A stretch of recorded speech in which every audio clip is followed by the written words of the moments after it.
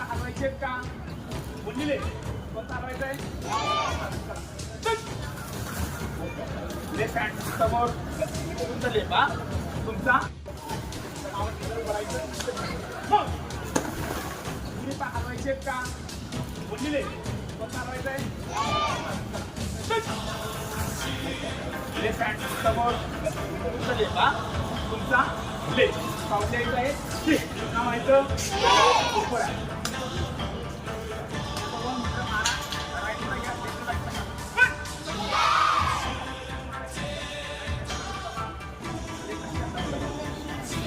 left right